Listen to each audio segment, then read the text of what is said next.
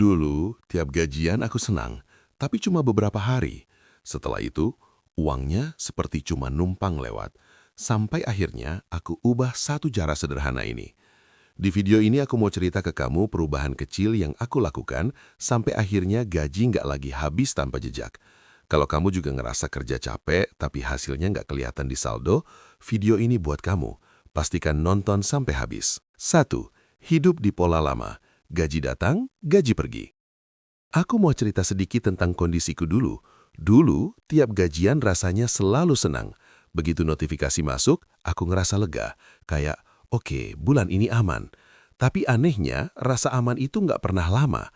Baru lewat beberapa hari, aku mulai sering buka aplikasi bank. Bukan buat lihat tabungan nambah, tapi buat ngecek, ini kok saldonya sudah segini ya? Padahal di kepalaku, aku ngerasa nggak belanja macam-macam. Hidupku biasa aja. Pengeluaranku kelihatannya kecil. Jajan, kopi, makan di luar sesekali, bayar ini itu, semua terasa wajar. Bahkan aku sering bilang ke diri sendiri, ya wajarlah, aku juga capek kerja. Tapi makin ke tengah bulan, rasa bingung itu muncul. Kok cepet banget habisnya? Aku mulai ngerasa capek sendiri. Kerja sebulan penuh, tapi hasilnya kayak cuma mampir sebentar di rekening, terus hilang lagi. Di situ aku mulai ngerasa, bukan cuma soal saldo yang kecil, tapi soal caraku memperlakukan uang itu. Aku sadar, selama ini aku cuma pakai uang tanpa benar-benar ngatur. Nggak ada rencana, nggak ada tujuan. Yang penting hari ini cukup, besok urusan nanti. Dan akhirnya, tiap bulan aku balik lagi ke titik yang sama. Di situ aku bikin satu keputusan kecil, bukan buat langsung berubah drastis, tapi aku bilang ke diri sendiri, mulai sekarang aku mau berhenti cuma nyalahin keadaan, aku mau benahin caraku, dan dari situlah proses perubahan itu dimulai. Ada yang salah dengan caraku. Suatu malam, aku buka aplikasi bank sebelum tidur, dan aku lihat saldonya sudah jauh berkurang, padahal rasanya baru kemarin gajian. Di situ aku diam sebentar, terus mikir, kok bisa secepat ini ya? Biasanya aku langsung nyalahin keadaan, nyalahin gaji yang kecil, nyalahin harga yang makin mahal, dan jujur itu lebih gampang karena aku nggak perlu merasa harus berubah. Tapi malam itu aku mulai jujur sama diri sendiri. Aku tanya, kalau bulan depan gajiku naik, apa caraku bakal beda? Atau aku bakal kehabisan lagi? Dan dari pertanyaan itu, aku mulai sadar, mungkin masalahnya bukan di jumlah uang yang masuk, tapi di caraku memperlakukan uang itu.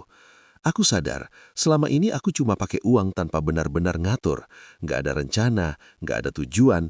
Yang penting hari ini cukup, besok urusan nanti. Dan akhirnya, tiap bulan aku balik lagi ke titik yang sama. Di situ aku bikin satu keputusan kecil, bukan buat langsung berubah drastis, tapi aku bilang ke diri sendiri, mulai sekarang aku mau berhenti cuma nyalahin keadaan, aku mau benahin caraku, dan dari situlah proses perubahan itu dimulai. 3. Cara lama yang salah. Aku perhatiin lagi kebiasaan lamaku. Begitu gajian, aku pakai dulu buat kebutuhan sehari-hari, jajan kecil, nongkrong, atau hal-hal yang kelihatannya wajar. Soal nabung, aku selalu bilang nanti aja kalau ada sisa. Tapi nyatanya, hampir nggak pernah ada sisa. Selalu aja ada alasan buat ngeluarin uang. Dan yang bikin bahaya, pengeluaran itu kecil-kecil. Jadi aku ngerasa aman. Padahal kalau dikumpulin, disitulah uangku habis. Aku juga jarang nyatet, cuma ngira-ngira. Selama saldo masih ada, aku merasa oke. Sampai akhirnya, tiap akhir bulan aku cuma bisa mikir, kok habis lagi ya? Dari situ aku sadar, selama aku pakai pola ini, gajiku bakal terus cuma lewat. Masalahnya bukan di jumlah uangnya, tapi di caraku. Pakai dulu, nabung belakangan. 4. Perubahan inti. Nabung di awal, bukan nunggu sisa. Di titik itu, aku mutusin buat ubah satu cara penting. Begitu gajian, hal pertama yang aku lakukan bukan bayar ini itu, tapi langsung sisihin dulu buat nabung, sekecil apapun jumlahnya. Aku berhenti nunggu sisa, karena aku tahu kalau nunggu sisa, hampir pasti nggak akan pernah ada. Jadi aku balik urutannya. Dulu, pakai dulu, nabung belakangan. Sekarang, nabung dulu, baru hidup dari sisanya. Kelihatannya sepele, tapi buat aku ini perubahan besar. Awalnya jujur aja berat. Sisa uang di rekening kelihatan lebih sedikit dan itu bikin aku harus lebih hati-hati. Tapi justru dari situ aku mulai sadar, setiap pengeluaran punya konsekuensi. Aku jadi lebih sering nanya ke diri sendiri, ini beneran perlu atau cuma pengen? Aku juga bikin nabung jadi otomatis, entah lewat rekening terpisah atau langsung dipindah begitu gaji masuk, biar aku nggak tergoda ngambilnya. Pelan-pelan aku mulai ngerasain bedanya. Walau jumlahnya belum besar, tapi untuk pertama kalinya aku lihat uang yang benar-benar tinggal. Dan di situ aku ngerasa, akhirnya aku mulai pegang kendali atas gajiku sendiri. 5. Tantangan di awal dan cara mengatasinya. Aku nggak mau bohong, perubahan ini nggak langsung terasa enak. Di awal justru terasa berat. Begitu gajian dan aku sisihin buat nabung, sisa uang di rekening kelihatan lebih sedikit dari biasanya. Rasanya kayak, kok jadi sempit ya? Godaan paling besar itu pengen ngambil lagi tabungan yang sudah aku sisihin. Apalagi kalau ada keperluan mendadak. Atau cuma karena ngerasa, nanti juga bisa ganti. Di situ aku sadar, yang paling susah itu bukan nyisihin uangnya, tapi nahan diri buat nggak ngambilnya lagi. Supaya nggak gampang tergoda, aku mulai pisahin tabungan di tempat berbeda. Bisa di rekening lain atau bahkan di e-wallet yang jarang aku buka. Jadi secara mental, aku anggap itu uang yang nggak boleh disentuh. Aku juga mulai dari angka kecil dulu. Nggak maksa harus besar. Yang penting konsisten. Karena buat aku, lebih baik nabung kecil tapi rutin, daripada besar di awal tapi nggak kuat lanjut. Dan setiap kali rasanya pengen nyerah, aku ingetin diri sendiri tujuan kenapa aku mulai. Bukan cuma buat punya angka di rekening, tapi buat punya rasa aman. Biar aku nggak panik tiap akhir bulan dan nggak selalu hidup nunggu gajian berikutnya. Pelan-pelan, aku jadi lebih terbiasa. Yang awalnya terasa berat, lama-lama jadi kebiasaan. Dan di situ aku sadar, disiplin itu bukan soal kuat di awal, tapi soal bertahan. Hasil yang mulai terlihat. Setelah beberapa minggu jalanin cara baru ini, aku mulai ngerasain perubahan kecil, tapi nyata. Aku nggak langsung jadi punya tabungan besar, tapi untuk pertama kalinya, aku lihat ada uang yang benar-benar tinggal di rekening, bukan cuma numpang lewat. Yang paling aku rasain itu rasa tenang.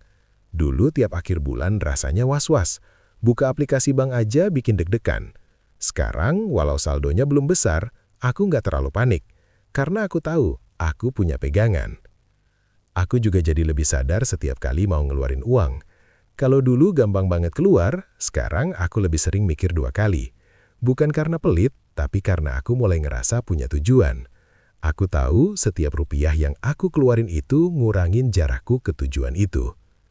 Pelan-pelan, cara pandangku ke uang juga berubah. Aku nggak lagi lihat uang cuma sebagai sesuatu yang harus cepat dipakai, tapi sebagai hasil capek kerja yang harus dijaga. Dan dari situ aku ngerasa lebih menghargai diri sendiri. Mungkin buat orang lain hasilnya kelihatan kecil, tapi buat aku ini besar. Karena untuk pertama kalinya, aku ngerasa aku nggak lagi sepenuhnya dikendalikan oleh gajiku. Aku mulai punya kendali atas hidup finansialku sendiri. Di bagian ini, aku cuma pengen bilang ke kamu satu hal. Jangan nunggu gaji besar dulu, baru mulai disiplin. Karena kalau caranya nggak berubah, gaji sebesar apapun bisa tetap habis. Mulai aja dari kecil, dari cara kamu memperlakukan gaji pertama bulan ini. Sisihin dulu buat dirimu sendiri, baru pakai sisanya. Kamu nggak harus langsung sempurna, yang penting kamu mulai. Karena dari langkah kecil itu, pelan-pelan hidup finansialmu bisa berubah. Jadi, kalau hari ini kamu ngerasa gajimu cuma lewat dan nggak pernah benar-benar tinggal, ingat satu hal, bukan jumlahnya dulu yang perlu kamu ubah, tapi caranya. Mulai dari langkah kecil, mulai dari bulan ini. Dan kalau kamu pengen sama-sama belajar ngatur uang dengan cara yang sederhana, realistis, dan bisa dipraktekkan di kehidupan sehari-hari, pastikan kamu subscribe ke channel ini. Kita jalanin bareng, pelan-pelan tapi konsisten. Terima kasih sudah nonton sampai akhir. Semoga video ini bermanfaat buat kamu.